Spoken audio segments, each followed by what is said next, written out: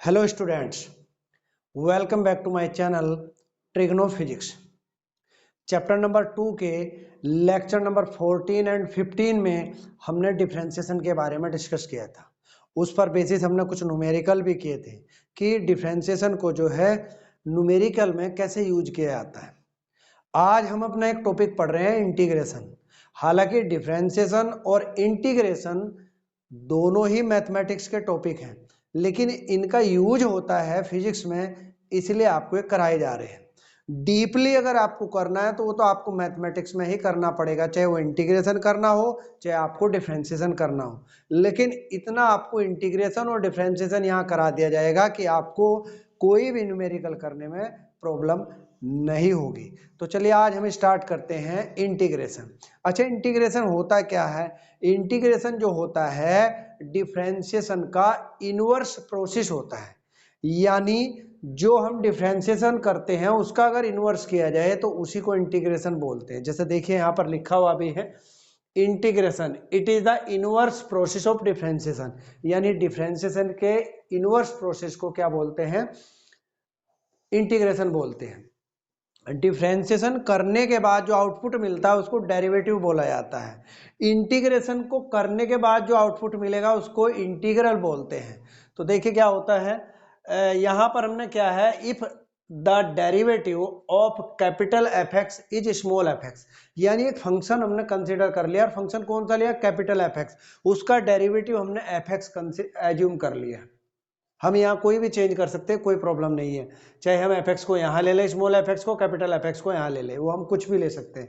यानी सीधी सी बात ये हुई कि हमारे पास एक कैपिटल एफ एक्स एक फंक्शन है, उसका डेरिवेटिव वो स्मॉल एफ एक्स है। Then we say that integral of F X, यानी स्मॉल एफ एक्स का जो इंटीग्रल है, इंटीग्रल का मतलब आउटपुट, इंटीग्रेशन का output is capital F X. यानी ये हो गया देयरफॉर स्मॉल एफ एक्स का अगर आपने इंटीग्रेशन किया तो ये कैपिटल एफ एक्स आ गया। हालांकि कैपिटल एफ एक्स का डेरिवेटिव स्मॉल एफ एक्स था, लेकिन स्मॉल एफ एक्स का अगर आप इंटीग्रेशन करते हैं तो कैपिटल एफ एक्स होगा।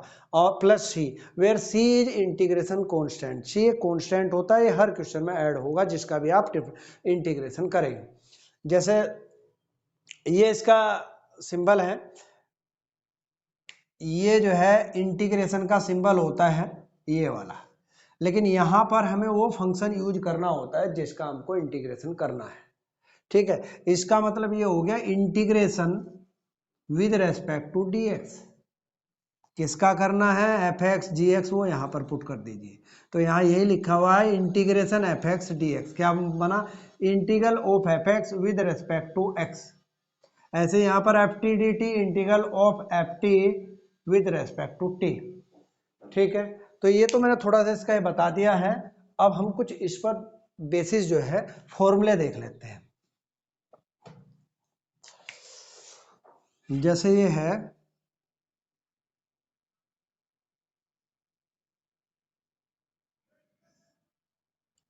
देखिए integration of X raise to N D X. जैसे हमने वहां पढ़ा था डी अपॉन डी एक्स, वहां डेरिवेटिव पढ़ा था एक्स की पावर एन का, क्या होता था? एन एक्स की पावर एन माइनस वन। यहाँ पर क्या होता है? इंटीग्रेशन एक्स की power n plus one upon n plus one plus c. C मैंने बताया हर क्वेश्चन में आपको ऐड करना है, इसको बोलते हैं इंटीग्रेशन कांस्टेंट। इसका क्या यूज है ये आपको जब हम न्यूमेरिकल कराएंगे तब आपको पता चल जाएगा सी क्या होता है, कैसे निकालते हैं। अच्छा, इसमें एक कंडीशन है, वेयर एन की जो वैल्यू है वो कभी भी माइनस वन नहीं हो सकती। मतलब ये formula N equal to minus one के लिए एप्लीकेबल नहीं है और हर वैल्यू के लिए एप्लीकेबल है। एक आध जैसे हमने इंटीग्रल कर लिया एक्स की पावर, एक्स का ही कर लिया है, तो इसका मतलब हो गया यहाँ एक्स की पावर कितनी है? वन है। तो इसी फॉर्मूले के अकॉर्डिंग अगर हम करें तो एक्स की power one plus one upon one plus one plus c, this is equal to x square by two plus c. ये हो गया। अब क्वेश्चन ये आता है कि अगर n की वैल्यू माइनस वन हो जाए तो क्या होगा? जैसे ये हो गया एक्स की power minus one D x, या इसको 1/x dx भी बोल सकते हैं। क्लियर है? तो इसका क्या फॉर्मूला होता है? इसका होता है log x plus integration constant c। ठीक है, नेक्स्ट है थर्ड फॉर्मूला ले लेते हैं। अगर आप e रेज टू x करते हुए इंटीग्रेशन, तो इसका आएगा e raise to x plus c. C तो इंटीग्रेशन कांस्टेंट है, हर फॉर्मूले में क्वेश्चन में ऐड होगा। अगर आप यहीं पर e की पावर माइनस एक्स का इंटीग्रेशन करते हैं तो ये हो गया माइनस ई की पावर माइनस एक्स प्लस सी। ठीक है,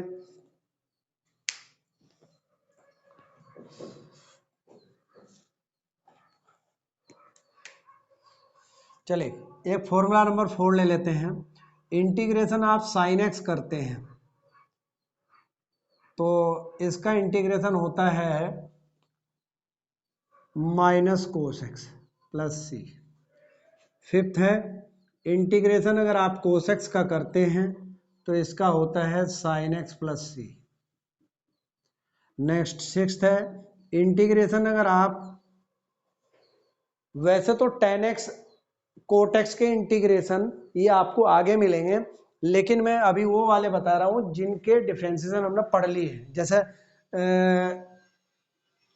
सेक एक्स टेन एक्स का अगर हम इंटीग्रल करें तो इसका इंटीग्रल होगा सेक एक्स प्लस सी।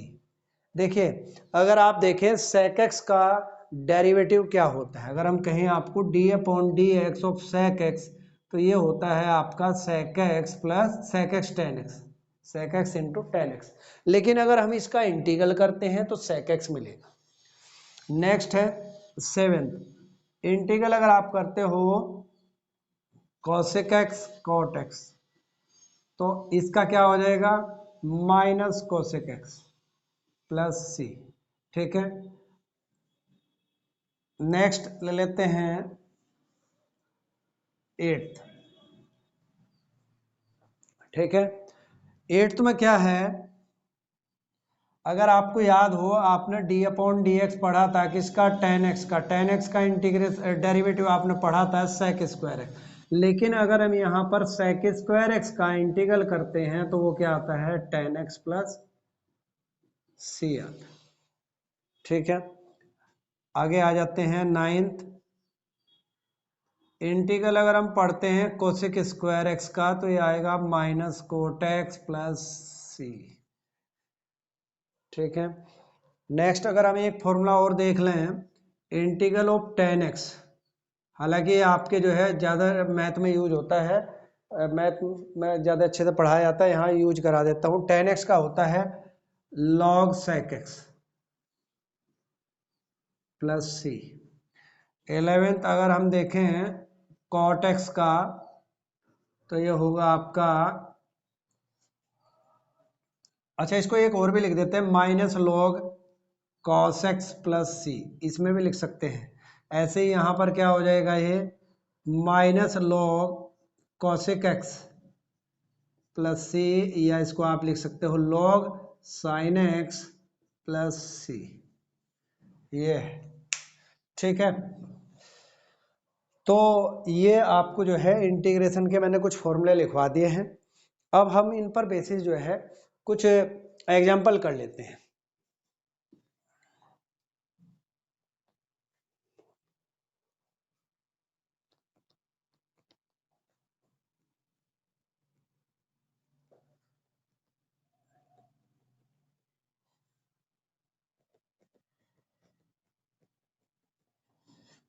अच्छा इसमें एक फॉर्मूला और अभी मेरे याद आया है, अगर हम करें ट्वेल्थ इंटीग्रेशन ऑफ वन करें,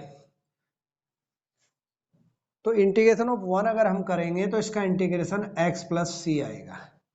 क्यों आएगा वो मैं आपको यहाँ समझा देता हूँ। वन को आप लिख सकते हो x की पावर 0 dx, और इसी फॉर्मूले के अकॉर्डिंग अगर आप करोगे तो क्या बनेगा x की power 0 plus 1 upon 0 plus 1 plus c, और सोल्व करोगे तो सीधा ही x प्लस सी आ गया। ठीक है, तो इस तरीके से इसका यहाँ पर इंटीग्रेशन करते हैं।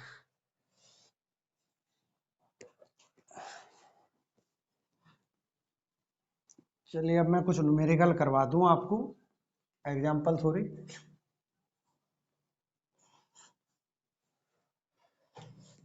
देखिए एग्जाम्पल नंबर फर्स्ट, अगर आपसे कहा जाता है इंटीग्रेशन करिए आप x के पावर 1/2 प्लस 5, इसका इंटीग्रेशन करना और किसके रेस्पेक्ट में, dx के रेस्पेक्ट में, तो आप कैसे करेंगे। देखिए सबसे पहले तो इनको अलग अलग कर लीजिए, x के पावर 1/2 dx प्लस 5 dx। 5 एक नंबर है, 5 को आप बाहर भी निकाल सकते हैं, तो यहाँ पर आपका क्या बचेगा, 1 बचेगा। अब इसका x की पावर हाफ का क्या होगा, अभी आपको फॉर्मूला बताया, x की power n dx this is equal to x की power n plus 1 upon n plus 1 plus c। अब इसी के अकॉर्डिंग ये क्या बनेगा, x की power 1/2 plus 1 upon 1/2 plus 1 plus यहाँ 5 और 1 का हो गया x, जैसा कि अभी आपको करके दिखाया ये रहा, और प्लस c। अच्छा c जो है एक कांस्टेंट है, हालांकि आपने यहाँ दो इंटीग्रेशन किए, एक इस फंक्शन का एक इस फंक्शन का, तो इसके लिए इंटीग्रेशन कांस्टेंट आपका c1 होता है और इसके लिए c2, यानी जब आप जितने भी फंक्शन होते हैं उनके अगर आप अलग अलग इंटीग्रेशन करते हो तो उनके इंटीग्रेशन कांस्टेंट अलग अलग ऐड होते हैं, c1 c2 c3, मान लीजिए 3 फंक्शन है लेकिन यहाँ पर 2 है तो 2 हो गए, तो c1 और c2 अगर हम दो इंटीग्रेशन कांस्टेंट एज्यूम करते हैं तो इन दोनों को ऐड करने के बाद भी हमारा एक कांस्टेंट मिल जाता है जिसको हमने c कंसीडर कर लिया है। तो सीधी सी बात यह है कि हमारे पास फंक्शन 2 हो 3 हो 4 हो, चाहे कितने भी फंक्शन हो, तो हमें अलग अलग इंटीग्रेशन कांस्टेंट ऐड करने की जरूरत नहीं है, केवल एक ही कांस्टेंट हम ऐड करके दिखा सकते हैं, क्योंकि उन कांस्टेंट को ऐड करने के बाद भी एक ही कांस्टेंट मिलता है। अब इसको सोल्व कर लीजिए, हो गया आपका 2 1 जा 2 1 3 अपॉन 2 यानी 2 अपॉन 3 एक्स की power 3/2 plus 5x plus c। एक तो आंसर ये हो गया इस क्वेश्चन का। क्वेश्चन नंबर 2 अगर आपने लिया है, मान लीजिए i इक्वल टू ले लिया आपने कोई भी function, under root V plus 3 under root V 5 upon under root V minus 7 dv। सीधा सा फॉर्मूला है, अलग अलग कर दीजिए, ये हो गया under root V dv plus 5 1 upon under root V dv minus 7 1 dv। अब इसको सिंप्लीफाई कैसे करते हैं, देखिए 3 v की पावर हाफ dv प्लस 5, ये हो जाएगा v की पावर हाफ अपॉन में, लेकिन ऊपर जाकर के माइनस हो जाएगा, v की power minus half dv minus 7, और भैया ये 1 आपका एज इट इज है, अभी इसका आगे इंटीग्रेशन करेंगे। चलिए इसका इंटीग्रेशन करते हैं, 3 v की power half plus 1 upon 1/2 plus 1, यानी इसी फॉर्मूले के अकॉर्डिंग जो हमने यहाँ यूज किया था, ठीक है, x की power n plus 1 upon n plus 1 plus इसका करोगे तो 5 v raise to minus half plus 1 upon minus 1/2 plus 1 minus 7v plus c। ठीक है, अब ये हो गया 2 1 जा 2 और एक 3/2 3, और ये हो गया 2 अपॉन 3, ये हो गया v की पावर 3/2 प्लस 5, ये 1/2 बचेगा, 1/2 ऊपर चल जाएगा, 2/1, ये हो गया v की power 1/2 minus 7v plus c।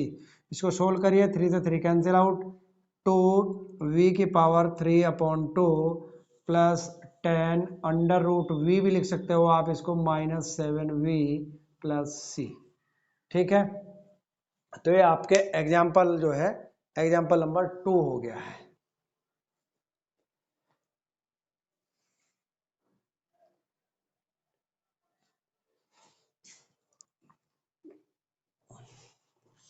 एक एग्जाम्पल और देख लेते हैं, एक एग्जाम्पल आपने एग्जाम्पल नंबर 3 लिया है, मान लीजिए i इक्वल टू ले लिया है 2t minus 1 whole square dt, ये आ गया। t के रेस्पेक्ट में करना है, t में ही फंक्शन दिया हुआ है। तो इसको कैसे करते हैं देखिए। अब इसको पहले क्या होल स्क्वायर लिखा हुआ है, तो पहले a माइनस बी की आइडेंटिटी अप्लाई करते हैं। तो क्या हो जाएगा, a माइनस बी की आइडेंटिटी 2t का होल स्क्वायर प्लस 1 का स्क्वायर माइनस 2 इंटू 2t, ये हो गया। ये हो गया आपका 4t square plus 1 minus 4t dt। इसको अलग अलग कर दीजिए, अलग अलग जैसे ही करोगे 4t square dt plus 1 dt minus 4 बाहर हो गया t dt। ठीक है, इनका इंटीग्रेशन करिए, इंटीग्रेशन क्या आएगा आपका 4, ये आ गया t की power 2 plus 1 upon 2 plus 1 plus 1 का इंटीग्रेशन हो गया है, अभी पीछे बताया था 1 का अगर x के रेस्पेक्ट में कर रहे हैं तो x है, यहाँ कर रहे हैं t के रेस्पेक्ट में, इसलिए t आ जाएगा -4, t की पावर 1 है तो t की power 1 plus 1 upon 1 plus 1 plus c, ये हो गया आपका 4 अपॉन 3 t की power 3 plus t minus 4 upon 2, 2 से 2 कैंसिल हुआ तो सीधा ही 2t स्क्वायर प्लस c, इसका आंसर आ गया। ठीक है,